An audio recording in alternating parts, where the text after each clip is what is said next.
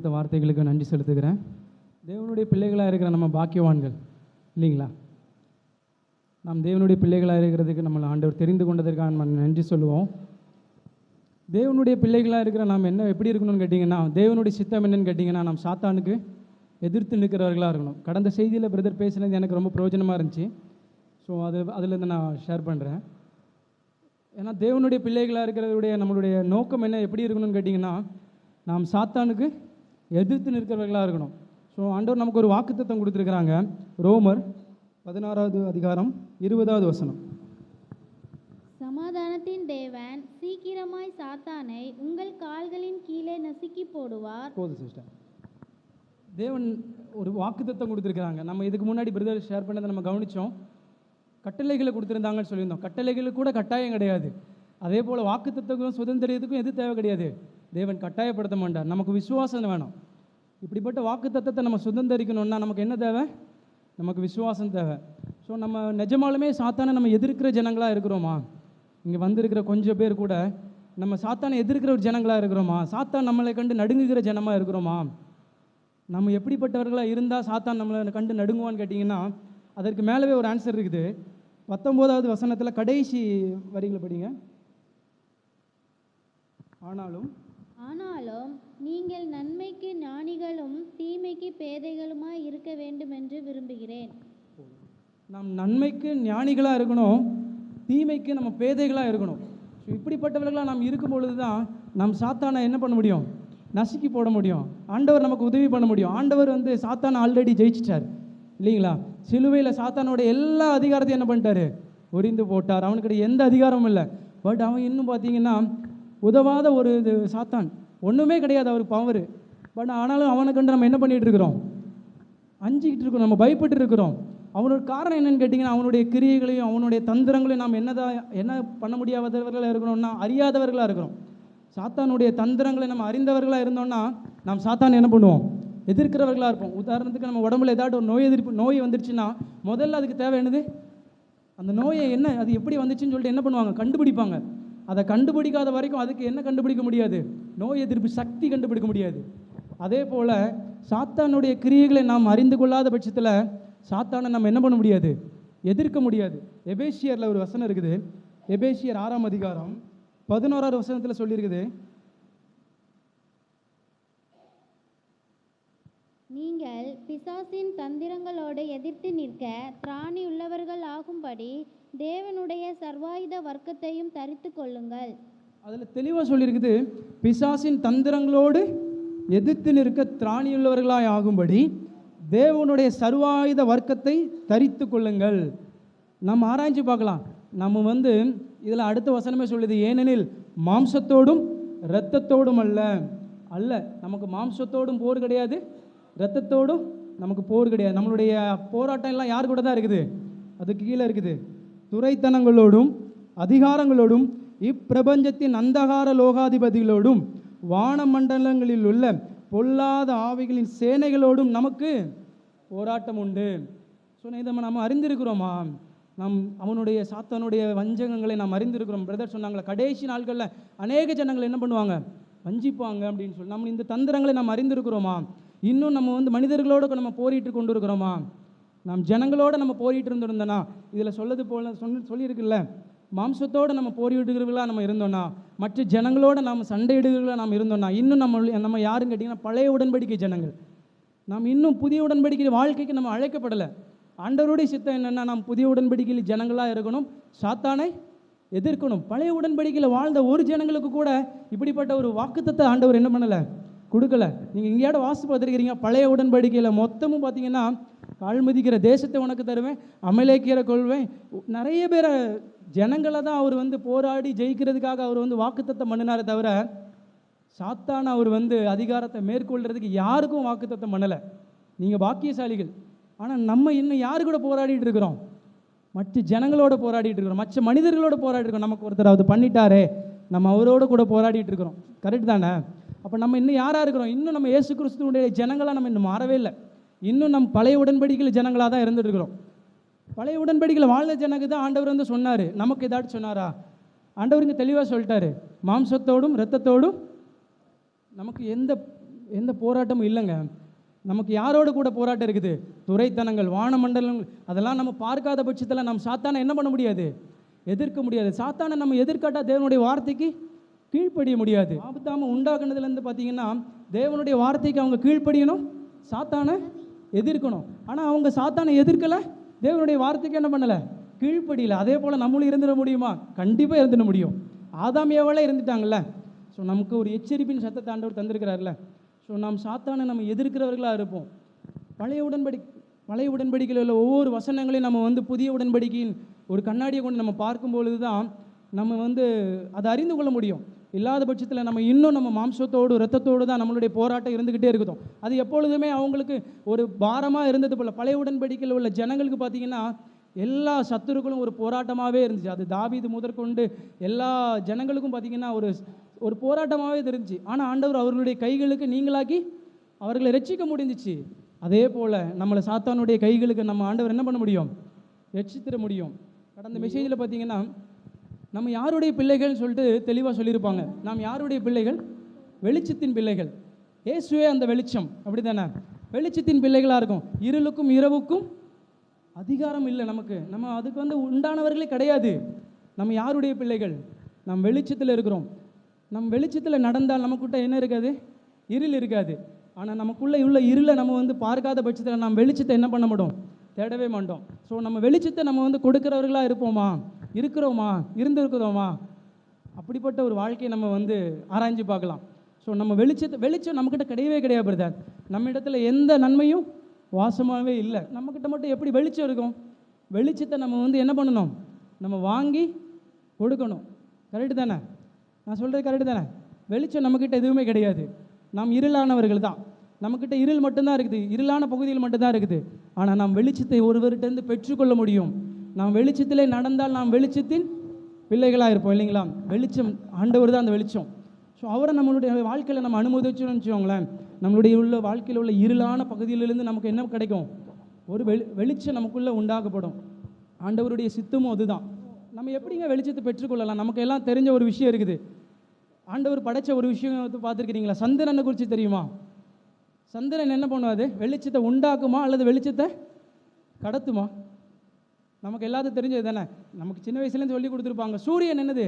அது வெளிச்சத்தை உண்டாக்குற ஒன்றா இருக்குது. அதே போல தான் தேவனிடத்தில் மாத்திரம்தான் என்ன இருக்குது? வெளிச்சம் இருக்குது. நாம் யார்? நாம் ஒரு சந்திரனை போல தான் இருக்கிறோம். ஆனால் அது என்னது பண்ணோன்னு கேட்டிங்கன்னா, அந்த பூமிக்கு அது வெளிச்சத்தை என்ன பண்ணோம்? பிரதிபலிக்கும். நாம் தேவனோட கூட நம்ம இருக்கிறவர்களாக இருந்தனா நாம் தேவனுடைய வெளிச்சத்தை இந்த பூமிக்கு என்ன பண்ண முடியும்? நாம் பிரதிபலிக்க முடியும். இன்னொரு கொஸ்டின் அவங்க வரலாம், எப்போ அப்போ அமாவாசைலாம் வராதுன்னு நீங்கள் கேட்கலாம். அதுக்கு ஒரு உதாரணம் சொல்கிறேன். நம்மளுடைய வாழ்க்கையில் அமாவாசை வரதானே செய்யும். ஆனால் தேவனுடைய வார்த்தை சொல்லுது, சந்திரனை கூட நிப்பாட்டுறவர்களுக்கு சக்தி தேவனுக்கிட்ட இருக்குது. நீங்கள் யோசுவா எடுங்களேன். யோசுவாவில் ஒரு வசனம் இருக்குது. யோசுவா 10வது அதிகாரம் 12வது வசனம். அந்த வசனத்தை நம்ம வாசிக்கிறதுக்கு முன்னாடி யோசுவாவுக்கு ஆண்டவர் ஒரு நம்ம எப்படி நம்ம இதுக்கு முன்னாடி கேட்டது போல் நமக்கு ஒரு கட்டளைகளை கொடுத்தாரு. யோசுவாவுக்கு ஒரு கட்டளைகளை என்ன கொடுக்குறாரு? கட்டளைகளை ஆண்டவர் கொடுக்குறாரு. உனக்கு முன்னாடி இருக்கிற இந்த ராஜாக்களெல்லாம் நீ போரிட்டு யுத்தம் பண்ணி அவங்கள ஜெயிக்கணும்னு சொல்லியிருக்கிறாங்க. அதே போல தான் நமக்கு முன்னாடி இருக்கிற இந்த சாத்தானின் அதிகாரங்கள் எல்லாவற்றையும், பாவத்தின் எல்லாவற்றையும் நம்ம என்ன பண்ணணும்? போரிட்டு நம்ம ஜெயிக்கணும். யோசுவாவுக்கு அது தெரியாது. எப்படி இவ்வளோ பெரிய ஜனங்களை நான் எப்படி, எவ்வளோ ராஜாக்கள் நான் எப்படி ஜெயிக்க முடியும்? அப்படிங்கும்போது அவன் ஆண்டவர்கிட்ட காத்திருக்கிறான். ஆண்டவருடைய வார்த்தைக்கு அவன் என்ன பண்ணுறான்? கீழ்ப்படுகிறாப்புல. நம்மளும் ஆண்டவருடைய வார்த்தைக்கு நாம் கீழ்ப்படிந்தனா யோசுவாவுக்கு ஒரு பெரிய ஒரு அற்புதம் ஆண்டவர் செஞ்சாருங்க. நீங்கள் அதை பார்க்கும்போது யோசுவாவை ஆண்டவர் ஒரு வார்த்தை சொல்கிறாரு. 8வது வசனம்,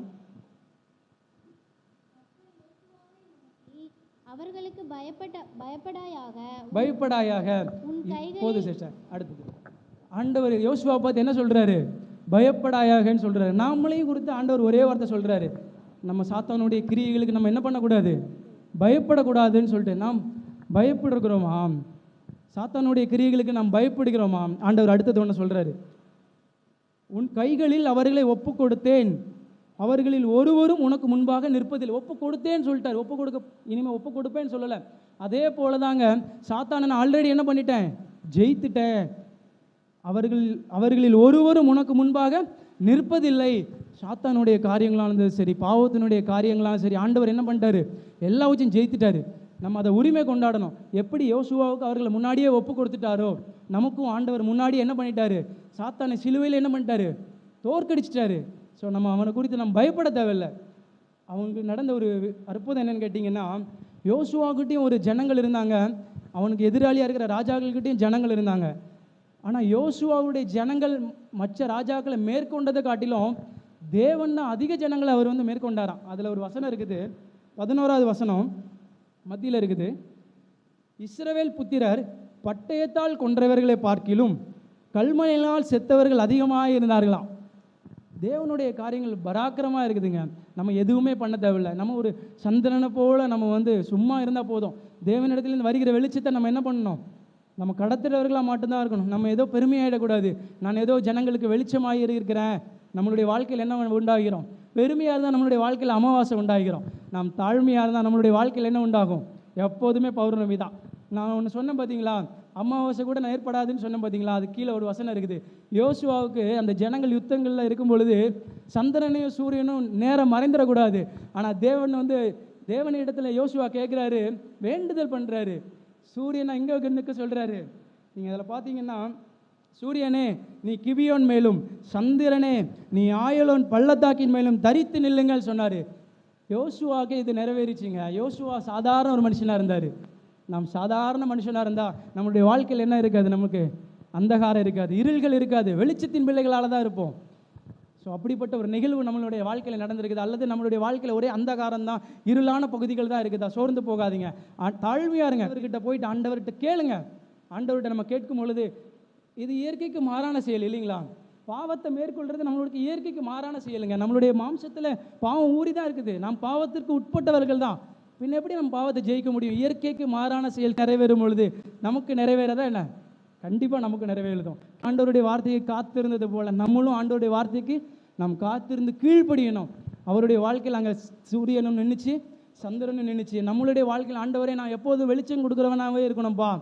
கண்டிப்பாக ஆண்டவர் சந்திரன் நம்ம மறையாதபடி ஆண்டவர் என்ன பண்ண முடியும், அதை நம்ம விசுவாசிக்கணும். இடத்துல உள்ள அந்த இருள்கள்லாம் நமக்கு போகணும்னா நம்ம முதல்ல என்ன பண்ணணும், ஆண்டவரை நம்ம விசுவாசிக்கணும். ஒரு வசனம் இருக்குது 1 யோவான்ல, பூரண அன்பு பயத்தை புறம்பே தள்ளும். அதை இப்படி கூட பார்க்கலாம், பூரண அன்பு நம்மளிடத்தில் உள்ள இருள்களை எல்லாம் புறமே தள்ளும். ஸோ நம்ம ஆண்டவருடைய அன்பிலே நம்ம நிலைச்சிருக்கிறோமா? நமக்கு கொடுத்த நாம் இப்படிப்பட்ட ஒரு வாழ்க்கை வாழ்கிறதுக்கு நம்மளை ஆண்டவர் தெரிந்தெடுத்ததுக்காக நம்ம நன்றி உள்ளவர்களாக இருக்கணுங்க. பழைய உடன்படிக்கையில் வாழ்ந்த ஜனங்களெல்லாம் ஜனங்களோடு போராடினார்கள். நாம் ஜனங்களோடு போராடுகிறவர்கள் நம்ம இருக்கக்கூடாது. நம்ம வந்து சாத்தானை எதிர்க்கிறவர்களாகவும் பாவத்துக்கு பாவத்தை நம்ம சண்டையிட்டு ஜெயிக்கிறவர்களாகவும் தான் நம்ம இருக்கணும். ஸோ நமக்குள்ள அப்படிப்பட்ட ஒரு விசுவாசம் நமக்கு உண்டாகட்டுங்க. அப்படிப்பட்ட விசுவாசம் வெறுமனையாக வந்து விடாதுங்க. அப்படிப்பட்ட ஒரு விசுவாசம் நமக்கு வரணும்னா நம்ம மிகவும் தாழ்மையுள்ளவர்களாக இருக்கணும். நாம் மனம் திரும்புகிறவர்களாக இருக்கணும். நாம் அப்படிப்பட்ட விசுவாசம் உள்ளவர்களாக இருந்தால்தான், இந்த விசுவாசத்தை நான் யாருக்கிட்டேருந்து கற்றுக்கிட்டேன்னு கேட்டிங்கன்னா, பேதுருகிட்டேருந்து கற்றுருக்கிறேன். பேதுருடைய வாழ்க்கையில் பார்த்தீங்கன்னா, யூதாஸ் காரியத்தை விட மிகப்பெரிய பாவத்தை பேதுரு செஞ்சார். யூதாஸ் காரியத்தாட்டம் ஒரு வாட்டி தான் ஆண்டவர் என்ன பண்ணிட்டாரு, மறுதளிச்சார். ஆனால் பேதுரு பார்த்தீங்கன்னா 3 வாட்டி ஆண்டவர் என்ன பண்ணிட்டாரு, மறுதளிச்சார். ஆனால் யூதாஸ் காரியத்துக்கு ஆண்டவருடைய அன்பை என்ன பண்ணதில்லை, அறிந்து கொள்ள முடியல. ஆனால் பேதுரு ஆண்டவருடைய அன்பில் என்ன பண்ணார், ஆண்டவருடைய அன்பு பேதுரு அட்டாக் பண்ணிச்சுட்டே சொல்லலாம். நாம் தேவனுடைய அன்பினால் நம்ம நிரப்பப்படாட்டா நமக்கு விசுவாசமே இருக்காதுங்க. நம்ம கிட்ட பார்த்தீங்கன்னா பயம் தான் நம்மளை ஆட்கொள்ளும். தேவனுடைய அன்பு மாத்திரம்தான் பயத்தை புறம்பே தள்ளும். நம்ம எந்த விஷயத்துக்கும் பயப்பட மாட்டோம். சாத்தான் நம்ம இதை அனுமதிச்சிட்டானா, நம்மளுடைய வாழ்க்கையில் இது நடந்துருமா, எந்த கேள்வியும் இருக்காது. நம்ம இடத்துல ஒரு சந்தோஷமான ஒரு வாழ்க்கை இருக்கும். எதை குறித்து நம்ம பயப்பட மாட்டோம். மரணம் நேரிடுகிறதா இருந்தாலும் நம்ம என்ன பண்ணுவோம், சந்தோஷமாக இருப்போம். நாம் சீஷர்களாக இருந்தோம்னா நமக்கு ஒரு வாக்குத்தத்தை சொல்லியிருக்கிறாங்க. நம்ம எப்படி சாத்தானை ஜெயிக்கணும்னு கேட்டிங்கன்னா, வெளிப்படுத்தல ஒரு வசனம் இருக்குது, ஆட்டுக்குட்டியின் இரத்தத்தினாலும் சாட்சியின் வசனத்தினாலும் என்ன பண்ணாங்க, சாத்தானை ஜெயித்தார்களாம். நாமளும் இங்கே அமர்ந்திருக்கிற நம்மளும் ஆட்டுக்குட்டியின் இரத்தத்தினாலும் சாட்சியின் வசனத்தினாலும் நம்ம எடுத்துக்கிட்டோம்னு வச்சுக்கோங்களேன், நம்ம சாத்தானை ஜெயிக்க முடியும். எபேசியரில் நம்ம வாசித்தது போல கீழே இருக்குது, தலை சீரான்னு சொல்லியிருக்கோம், நிறைய ஆவிக்குரிய பட்டயங்களை சொல்லியிருக்கோம். முக்கியமான ஒன்று அதில் சொல்லியிருக்கோம், இவற்றை எல்லாத்துக்கும் மேலாக ஒன்று என்னன்னு கேட்டிங்கன்னா, விசுவாசமாகிய ஒரு கேடயம்னு சொல்லியிருக்கோம். நமக்கு விசுவாசம் மட்டும் இல்லைன்னு வச்சுக்கோங்களேன், பிசாசுனுடைய அம்பு நம்மளை என்ன பண்ணிடும், சாட்சிடும். பயம் நம்மளை சாட்சிடும் வருது, நம்ம பயந்து போயிடுவோம். நம்மளுடைய வாழ்க்கையில் பயம் நம்மளை மேற்கொள்கிறோம். பயம் நம்மளை மேற்கொள்ளும் பொழுது நாம் ஆண்டவருக்கு தூரமானவர்களாக போயிட முடியும். ஸோ நம்ம அதை அனுமதிக்கணும். அப்படிப்பட்ட விசுவாச கேடயத்தை நம்ம ஏந்தி இருக்கிறவர்களாக இருக்கணும்னா நாம் மெய்யாலுமே நம்ம மனம் திரும்புகிறவர்களாக இருக்கணும். பேதுருவை போல மனங்கசந்து நம்ம மனம் திரும்ப வேண்டியிருக்குது. யூதாஸ் காரியத்தை போல நான் அப்படி தான் பார்க்குறேன். பேதுருவை விட யூதாஸ் காரியத்தை பெரிய தப்பு பண்ணிட்டாரா? எல்லாரும் யோசித்து பாருங்கள், யூதாஸ் காரியத்தை என்னங்க பண்ணார்? 30 வெள்ளிக்காசை வாங்கிட்டாரு, ஆண்டவரை காட்டி கொடுத்துட்டாரு. பட் பேதுரு 3 வாட்டி மறுதளிச்சாருங்க, ஆண்டவரை சபிச்சாருங்க, ஆண்டவரை தகாத வார்த்தைகளை பேசினார். நம்ம எத்தனை வாட்டி ஆண்டவர் மறுதளிச்சிருக்கிறோம்? எத்தனை வாட்டி? பேதுரு 3 வாட்டி, நம்ம எத்தனையோ வாட்டி கவுண்டபிள் இருக்கவே இருக்காது நம்முடைய வாழ்க்கையில். ஆண்டவரை நம்ம மறுதளிச்சிருப்போம். பேதுருக்கு ஒரு நம்பிக்கை இருக்குது இல்லை? பேதுருவை பார்த்தீங்கன்னா கடைசி அவர் மறுதளிக்கும் போது, ஆண்டவர் மறுதளிக்கும் பொழுது அவர் கடைசியாக மறுதளிக்கிறார். ஒரு ஸ்திரீ அவங்கள கேட்கும்போது, நீ ஆண்டவரோடு கூட இருக்கும்பொழுது, இல்லை நான் அவரோட கூடலாம் இல்லைன்னு சொல்லிட்டு ஆண்டவரை மறுதளிக்கிறாரு. சேவல் கூவிடுச்சு. 2வது வாட்டி அந்த சேவல் என்ன பண்ணிடுச்சு? கூவிடுச்சு. நமக்கும் நிறைய வாட்டி சேவல் கூவிக்கிட்டே தான் இருக்குது. நான் மனம் திரும்புகிறோமா? ஆண்டவருடைய சத்தம் நம்மளை நோக்கி வந்துக்கிட்டே தான் இருக்குது. நான் மனம் திரும்புகிறோமா? ஆண்டவர் நம்மளை இப்போ நோக்கி பார்க்குறவராக இருக்கிறானுங்க. யூதாஸ் காரியத்தும் ஒருவேளை ஆண்டவர் கிட்ட வந்துருதான்னு வச்சுக்கோங்களேன். பேதுருவை பார்த்து ஆண்டவர் பார்த்தீங்கன்னா யூதாஸ் காரியத்தை என்ன பண்ணியிருப்பார்? பார்த்துருப்பார். அந்த இடத்துல நீங்கள் யோசிக்கும் பொழுது பேதுருவை ஆண்டவர் நோக்கி பார்த்தாராம். அந்த அவருடைய பார்வை பார்த்தீங்கன்னா பேதுருவை சாட்சிச்சிங்க. ஆண்டவருடைய அந்த பார்வை, நீ என்னை மறுதளிச்சிட்ட அப்படிங்கும் பொழுது, ஆண்டவர் என்னை, நான் 3.5 வருஷம் அவர் கூடவே இருக்கும். ஆண்டவருக்கு அன்பாக இருந்த சீஷனுங்க, ஆண்டவருக்கு அன்பாக இருந்த சீஷனை ஆண்டவர் மறுதளிக்க முடிஞ்சு. நம்மளும் ஆண்டவரை நேசிக்கிறோன்னு சொல்கிறோம்ல, நம்மளுடைய வாழ்க்கையில் எத்தனை வாட்டி நம்ம ஆண்டவரை மறுதளிச்சிருப்போம். பட் சோர்ந்து போகாதுங்க. யூதாஸ் காரியத்து போல் ஒரு தவறான ஒரு நிலைமைக்கு நம்ம போய்கிட்டான்டான். நமக்கு ஒரு நம்பிக்கை இருக்குது. உண்மையாலுமே நம்ம மனம் திரும்பி மறுதளித்து ஆண்டவர் கூட நம்ம என்ன பண்ண முடியும்? நமக்கு சொந்த இரட்சகராக என்ன பண்ண முடியும்? ஏற்றுக்கொள்ள முடியும். இப்படிப்பட்ட ஒரு விசுவாசம் உள்ளவர்கள் நம்ம இருக்கிறோமா? நமக்கு பயம் நம்மளை விட்டு என்னதான் இருக்கும்? தூரமாக இருக்கும். ஸோ ஆண்டவரை நம்ம சுதந்திரித்து கொள்ள முடியுங்க. ஆண்டவரோட நம்ம கடைசியில் பேதுருக்கு கிடைச்ச ஒரு கிஃப்ட் என்ன பார்த்தீங்கன்னா, அவர் 40 நாள் பார்த்தீங்கன்னா அவருடைய மன உளைச்சலை யாருமே எதிர்பார்த்திருக்கவே முடியாது. அவர் எந்த சூழ்நிலை இருந்தாருன்னு சொல்லிட்டு யோசிக்கவே முடியாது. பேதுரு அந்தளவாக கஷ்டப்பட்டு இருந்திருப்பார். அவர் போயிட்டு மனம் கசழ்ந்து அந்த ஒரு நாள் மட்டும் அழுந்திருக்க மாட்டார். என்னுடைய கருத்து என்னென்னா, அவர் ஒரு நாள் மட்டும் அழுந்திருக்க மாட்டார். ஒவ்வொரு நாளும் ஆண்டவர் மரிச்சிட்டாரு, நான் அவரை காட்டி கொடுத்துட்டேனே, நம்மளுடைய பாவங்களுக்காக நம்ம மனம் கசந்து அழுதுகிறவர்களாக இருக்கிறோமா? ஒவ்வொரு நாள் இரவும் நம்மளுடைய இரவில் நம்ம ஆண்டவருக்காக மனம் கசந்து நம்ம அழுதுருக்கிறோமா? ஒரு நிச்சயமான ஒரு வெற்றியுள்ள ஒரு வாழ்க்கை நமக்கு இருக்குதுங்க. பேதுருவை நோக்கி ஆண்டவருடைய வார்த்தை வருது. ஆண்டவர் உயிர் தெளிந்த செய்தியை ஒரு ஸ்திரீ அறிஞ்சிக்கிட்டாங்க. கல்லறை திறந்துச்சுன்னு சொல்லிட்டு ஒரு செய்தி கிடச்சோடனே பேதுருவை நோக்கி அந்த ஸ்திரீ, நீங்கள் யோவானில் கடைசி அதிகாரத்தில் இருக்கும்னு நினைக்கிறேன், அதில் நீங்கள் வாசித்து பார்க்கும்போது அந்த ஸ்திரீ முதலாவது யாருக்கிட்ட போகிறாங்கன்னு கேட்டிங்கன்னா பேதுருக்கிட்ட தான் போயிருப்பாங்க. நீங்கள் அதை வாசித்து பார்த்தீங்கன்னா, பேதுருவினிடத்திலும் அதுக்கப்புறம் இயேசுவினிடத்தில் அன்பாயிருந்த சீஷனிடத்தில், பேதுரு யோவான் 2 பேர்கிட்ட தான் அந்த ஸ்திரீ போயிருப்பாங்க. ஏன் நான் யோசித்து பார்க்குறத, ஏன் பேதுருக்கிட்ட போயிருப்பாங்கன்னு கேட்டிங்கன்னா, அவர் அவ்வளோ அந்த 40 நாள் அவருடைய மனப்பான்மையை அவர் நொறுங்கி போனவராக இருந்திருப்பாருங்க. அவர் தன்னுடைய பாவங்களை குறித்து, தான் செய்த காரியங்களை குறித்து நொறுங்கி போனவராக இருந்திருப்பார். முகத்தை காண்பிக்காதவராக இருந்திருப்பார். அந்த ஒரு பூட்டப்பட்ட அறையில் கூட அவர் இருந்திருக்கலாம். ஸோ அவருடைய அன்புக்காக நம்மளை தேடி வருது. அந்த ஸ்திரீ கொண்டு வந்தது போல் பேதுரு கவலைப்படாத, ஆண்டவர் உயிர் தெழுந்தார், கண்டிப்பாக ஒன்று பார்க்க வருவார்னு அவர் சந்தோஷம் உள்ளவராக இருந்திருப்பார்ல. ஸோ நம்மளை தேடி ஆண்டவருடைய வார்த்தை வருது. நம்ம மனம் திரும்புவோம். நம்ம எதுக்கும் நம்ம பயப்பட தேவையில்லை. ஆண்டவருடைய வார்த்தை நமக்கு இருக்குது. அதே பேதுரு சாத்தானுக்கு இடம் கொடுத்தாரு. அவர் அவிசுவாசமாக இருந்ததுனால தான் சாத்தானுக்கு என்ன பண்ணினார்? இடம் கொடுத்தாரு. அதே போல் நாம் அவிசுவாசம் உள்ளவர்களாக நாம் இருந்தோம்னா சாத்தானுக்கு நம்ம என்ன பண்ணுவோம்? இடம் கொடுப்போம். விசுவாசம் உள்ளவர்களாக நம்ம இருக்கும் பொழுது சாத்தானை நம்ம என்ன பண்ணுவோம்? எதிர்த்து நிற்போம். ஸோ நாம் சாத்தானை நம்ம எதிர்த்து நிற்கிறவர்களாக நம்ம இங்கேருந்து கடந்து சொல்லுவோம். சாத்தானுடைய ஆயுதங்களை நம்ம தெரிந்தவங்க கொண்டவர்களாக நம்ம போவோம். நம்ம சாத்தானை எதிர்ப்போங்க. பேதுரு சாத்தானை எதிர்த்தாங்க. சீஷர்கள்லாம் யாருமே சாத்தானுக்கு எதிர்த்து நிற்காமலாம் இல்லை, எல்லாருமே எதிர்த்தாங்க. எந்த மனுஷனுக்கிட்டையும் அவர் சண்டை போடலை, எந்த மனுஷங்கிட்டையும் அவங்க போருக்கு போகலை, ஆண்டவரை முன்னிறுத்தி நடந்துனாங்க. ஸோ அப்படிப்பட்ட ஒரு ஜனங்களை நம்ம இருப்போம். ஆண்டவர் நம்மளை ஆசீர்வதிப்பாராங்க.